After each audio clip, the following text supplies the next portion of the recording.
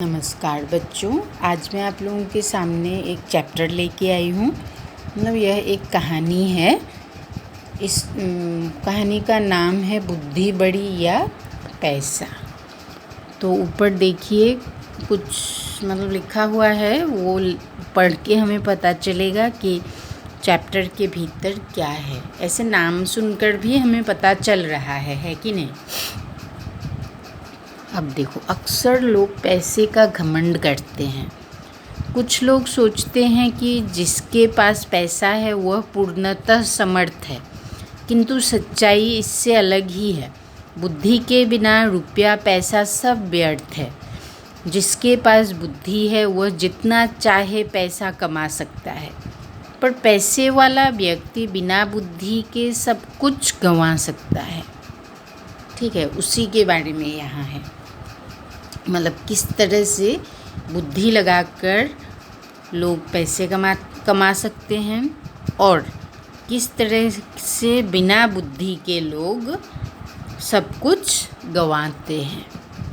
अब देखिए, चाणक्य ने क्या कहा था। कभी कभी हमें उन लोगों से शिक्षा मिलती है जिन्हें हम अभिमानवश अज्ञानी समझते हैं। किसी देश में एक राजा राज करता था। वह बहुत संपन्न और अहंकारी था। वह सोचता था कि पैसे के बल पर दुनिया का सब कामकाज चलते हैं। वह सबसे यही कहता था कि इस संसार में धर्म, कर्म, स्त्री, पुत्र, मित्र, सखा सब पैसा ही है। राजा सिर से पैर तक पैसे का मद में डूबा था। पैसे के मद में डूबा था, परंतु उसकी रानी बड़ी बुद्धिमती थी। वह पैसे को तुच्छ और बुद्धि को श्रेष्ठ समझती थी। तुच्छ मतलब छोटा और श्रेष्ठ मतलब बड़ा। उसका कहना था कि दुनिया पैसे के बूते उतनी नहीं चलती जितनी बुद्धि के बूते पर। दुनिया बुद्धि के ऊपर चलती है। एक दिन राजा ने पूछा, रानी सच कहो, दुनिया में बुद्धि बड़ी है या पैसा?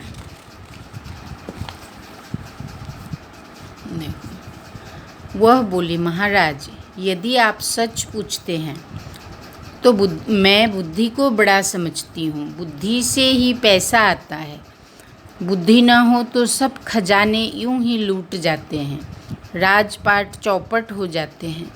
पैसे की इस प्रकार निंदा सुनकर राजा को बहुत गुस्सा आया। वह बोला, रानी, तुम्हें अपनी बुद्धि का बड़ा घमंड है। मैं देखना चाहता हूँ कि तुम बिना पैसे के बुद्धि के सहारे कैसे चल सकती हो, कैसे काम चलाती हो। ऐसा कहकर उसने रानी को नगर के बाहर एक मकान में रख दिया। सेवा के लिए 2-4 नौकर भेज दिए। खर्च के लिए न तो एक पैसा दिया और न किसी तरह का कोई सामान। रानी के शरीर पर जो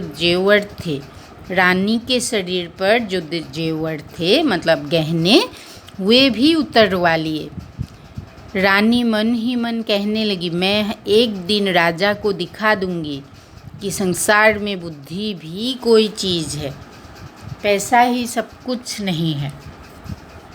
नए मकान में पहुंचकर रानी ने नौकर द्वारा 2 ईंटें मंगवाई और उन्हें सफ़ेद कपड़े में लपेटकर ऊपर से अपने नाम की मुहर लगा दी।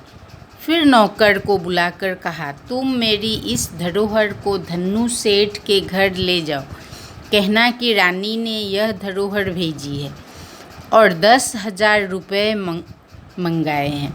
कुछ दिनों में तुम्हारे पैसे सूद के साथ लौटा दिए जाएंगे और धरोहर वापस ले ली जाएगी।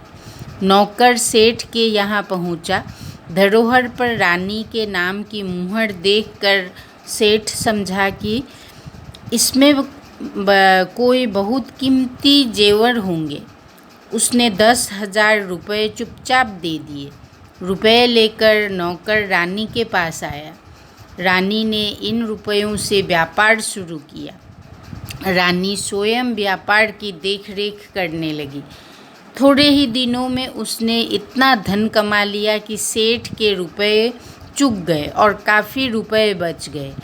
इन रुपयों से उसने गरीबों के लिए मुफ्त दवाखाना, पाठशाला तथा अनाथालय खुलवा दिए। चारों ओर रानी की जय जयकार होने लगी।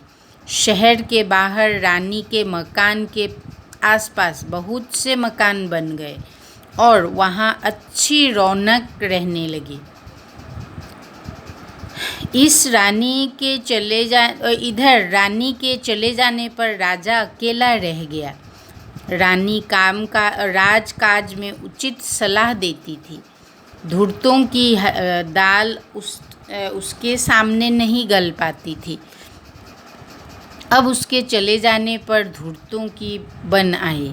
धूर्त लोग आकर राजा को लूटने लगे। राजा अपना मन बहलाने के लिए राजकाज मंत्रियों को सौंपकर देशाटन के लिए निकल पड़ा।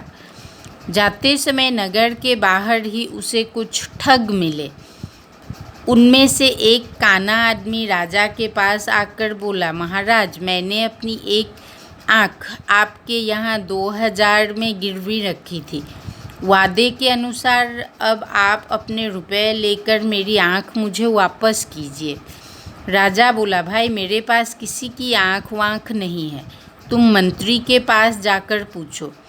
ठग बोला, महाराज, मैं मंत्री को क्या जानूं? मैंने तो आपके पास आँख गिरवी रखी थी। आप ही मेरी आँख दें। यदि आप मेरी आँख न देंगे तो आपकी बड़ी बदनामी होगी। राजा बड़ा परेशान हुआ। बदनामी से बचने के लिए उसने जैसे तैसे 4000 रुपये देकर उसे विदा किया। कुछ दूर आगे चला था कि एक बूढ़ा आदमी उसके सामने आकर खड़ा हो गया। ठीक है बच्चों, आज के लिए यहाँ तक, और बाकी का हिस्सा जो है कहानी का वो नेक्स्ट वीडियो में आप लोगों को सुनाया जाएगा। ठीक है।